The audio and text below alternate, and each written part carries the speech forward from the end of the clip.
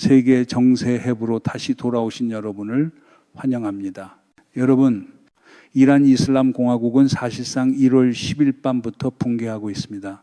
공포에 질린 정권이 마지막 발악처럼 수도 테헤란의 전기를 끊었기 때문입니다. 그들은 어둠이 사람들을 집안에 가둬둘 것이라고 생각했습니다. 하지만 그날 밤 푸낙 광장에서 타오른 수십만 개의 휴대전화 불빛은 47년 된 신정체제의 관에 박힌 마지막 못이 되었습니다. 이 붕괴는 대중의 무작위 분노에서 시작된 것이 아니라 팔라비 왕세자의 지휘 아래 군대식 규율로 거리 조직이 이루어지면서 시작됐습니다. 우리의 민족혁명이 승리할 때 나 또한 위대한 이란 민족과 함께하기 위해 조국으로 돌아갈 준비를 하고 있습니다. 나는 그날이 매우 가깝다고 믿습니다. 왕세자는 바깥에서 사건을 관찰하던 인물에서 총사령관의 역할로 이동했고 최신 선언문을 통해 현장에서 작전을 직접 지휘하는 인물로 바뀌었습니다.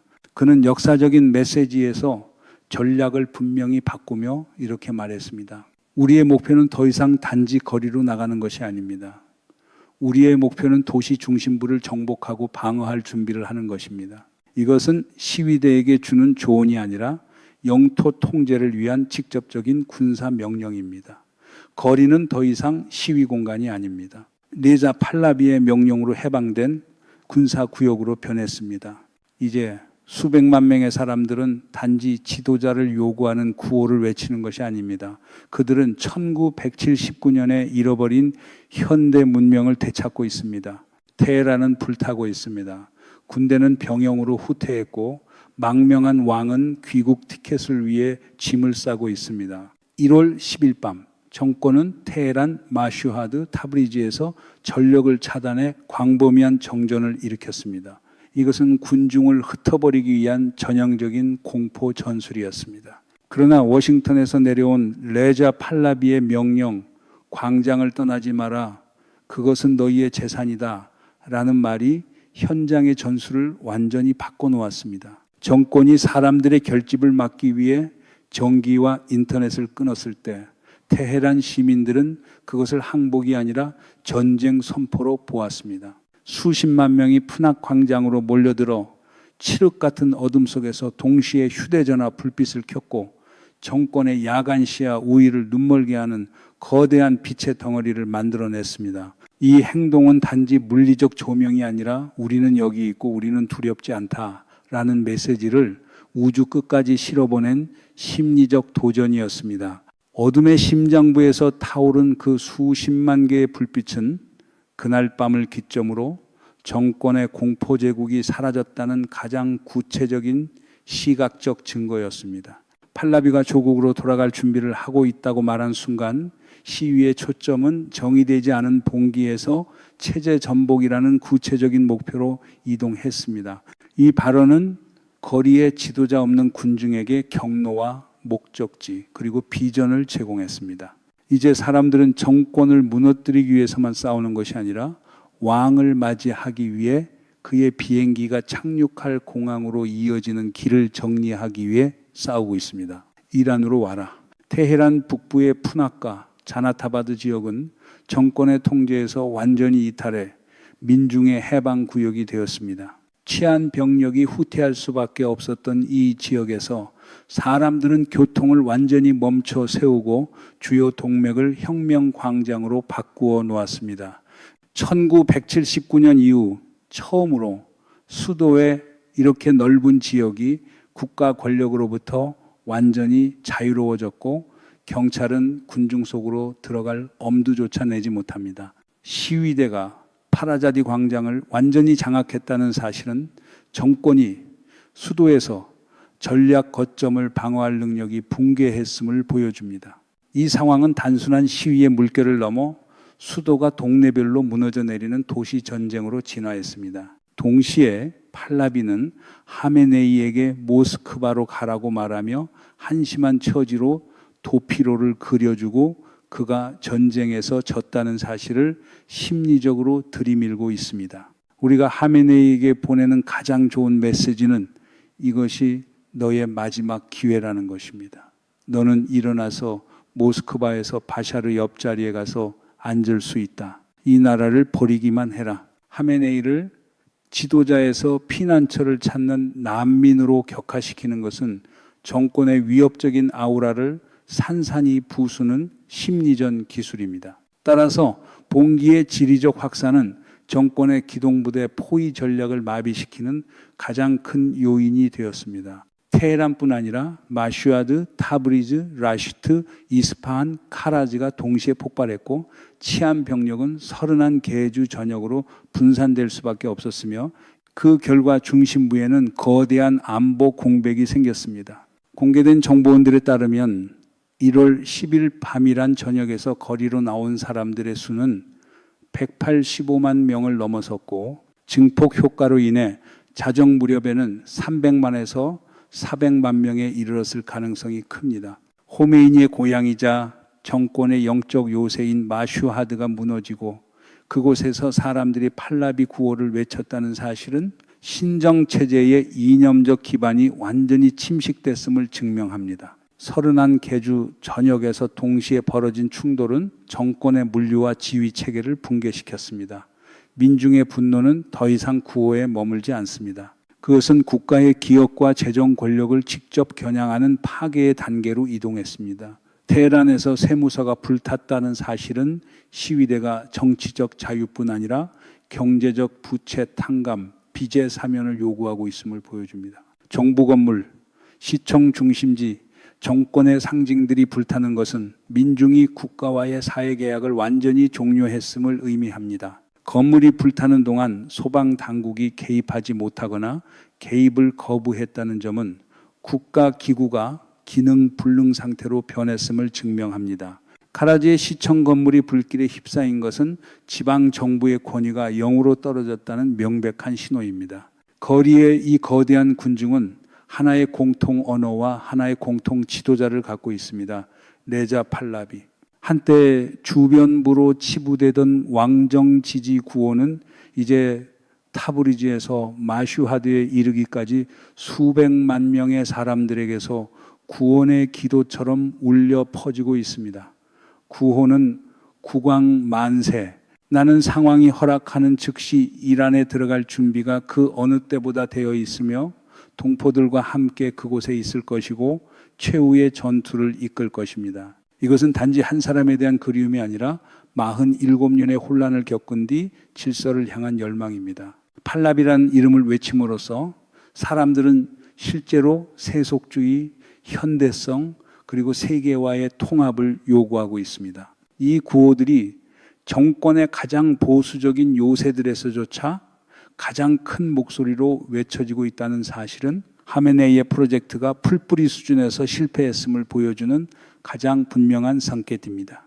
여기서 결정적인 것은 팔라비가 군과 보안 세력을 향해 사용하는 언어입니다. 그는 전형적인 야권 지도자라기보다 자신의 군대에 말하는 국가 원수의 어조로 정권 세력에게 이렇게 말합니다.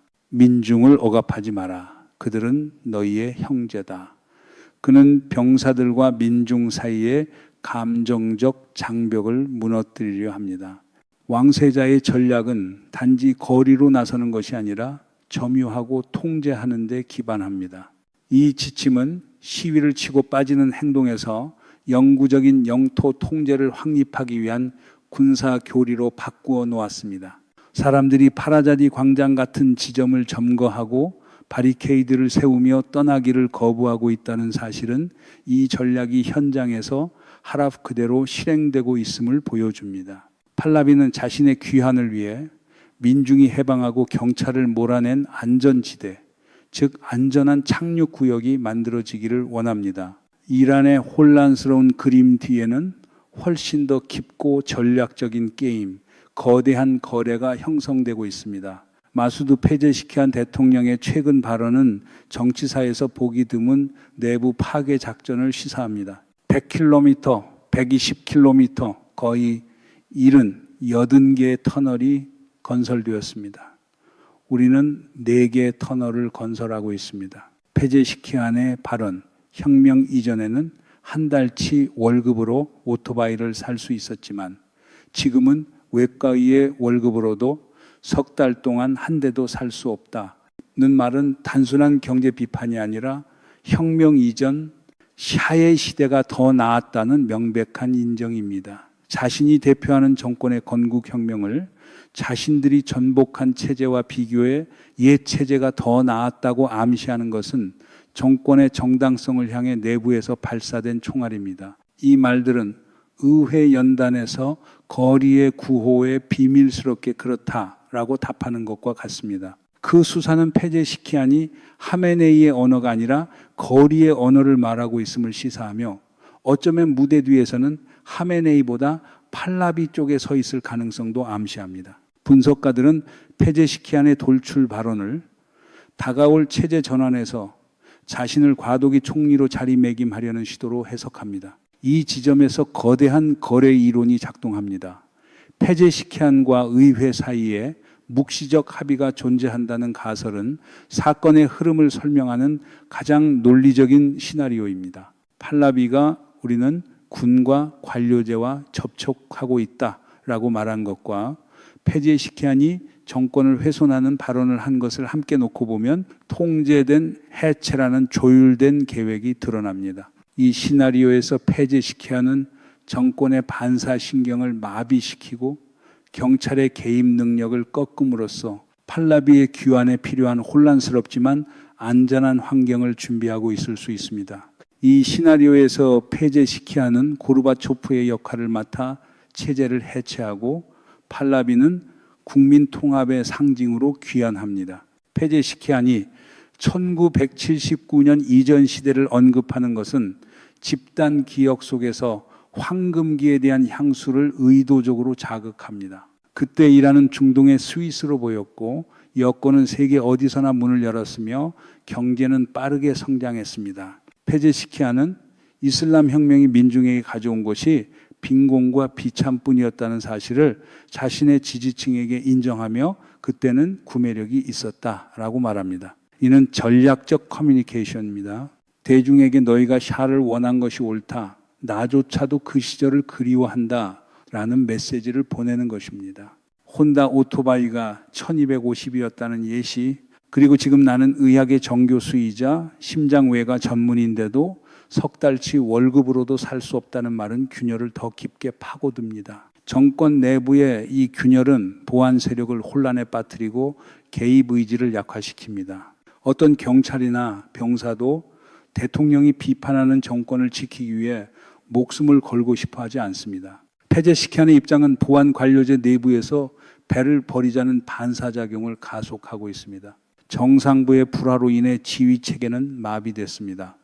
경찰은 이제 누구의 명령을 따라야 하는지, 누구를 보호해야 하는지 알지 못합니다. 이것이 수백만 명이 거리에 나섰을 때 보안 세력이 수동적으로 남아있거나 후퇴하는 이유입니다. 페제시키안 자신이 인정하듯 오늘날 이란 민중이 느끼는 분노의 뿌리는 잃어버린 번영과 자유의 시대에 대한 깊은 그리움에 있습니다. 1979년 이전 테헤란은 카페와 영화관이 있는 현대적 대도시였고 여성들이 자유롭게 옷을 입던 거리와 서구 기준에 맞는 대학들이 있었습니다. 오늘날 공유되는 기록 영상들은 그 시대의 활력, 문화적 풍요, 사회적 자유를 보여줍니다. 젊은 세대가 이 영상을 볼 때 그들은 자신들에게서 빼앗긴 삶을 봅니다. 그리고 그 상실감이야말로 그들을 거리로 내모는 가장 강력한 동기입니다. 경제 자료는 이 향수가 텅 빈 꿈이 아니라 구체적 현실에 기반하고 있음을 증명한다고 말합니다.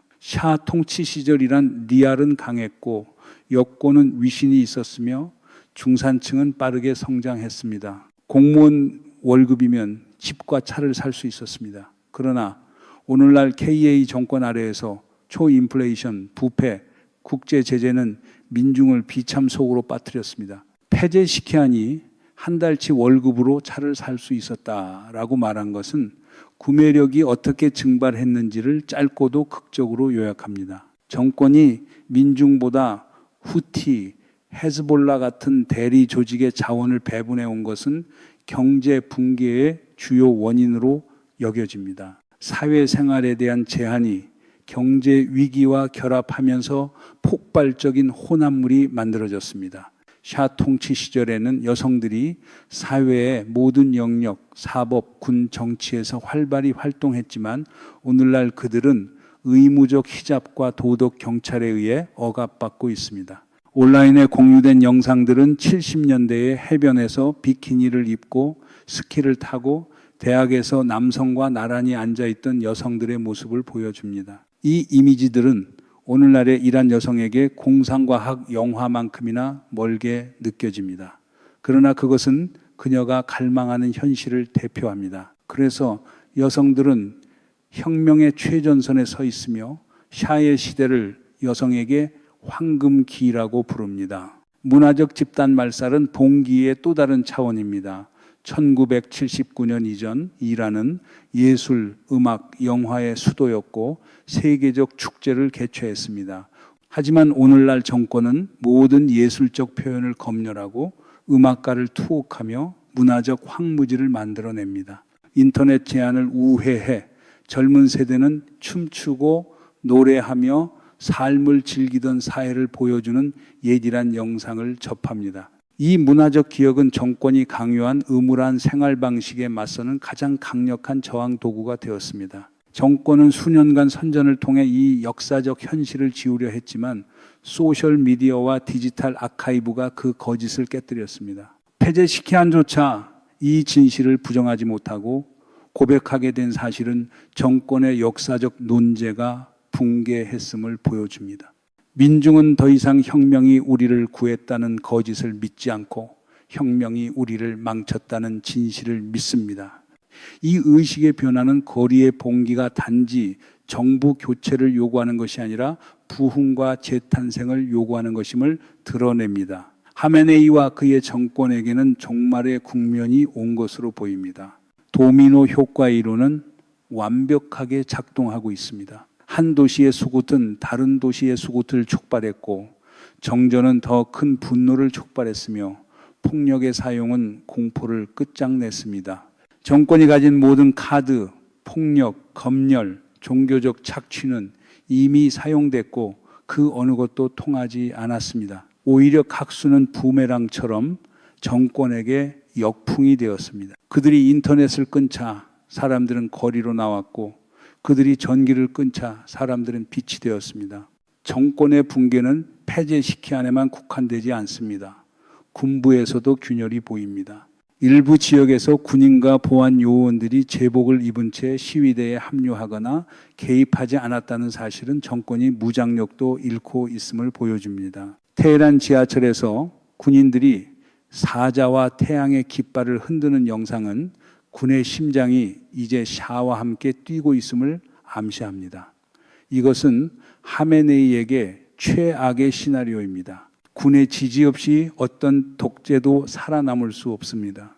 결국 이란의 사건은 되돌릴 수 없는 지점을 넘어섰습니다. 수백만 명은 죽음에 대한 공포를 극복하고 거리로 나왔으며 자신의 지도자로 팔라비를 선택했고 정권과의 단절을 선언했습니다. 하만의 궁전이 불타오르는 가운데 팔라비와 페제시키안 사이에 가능한 동맹은 새로운 이란의 기초를 놓고 있을지도 모릅니다. 테헤란의 해가 떠오를 때 우리는 아마도 전혀 다른 나라에서 깨어날 것입니다.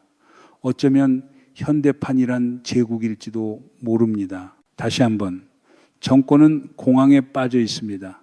민중은 희망으로 가득 차 있습니다. 그리고 이란은 역사상 가장 거대한 변혁의 문턱에 서 있습니다. 오늘 저희 프로그램은 여기서 잠시 멈추겠습니다. 저희는 언제나 여러분의 댓글과 의견을 기다리고 있습니다. 안녕히 계십시오. 다음에 다시 뵙겠습니다.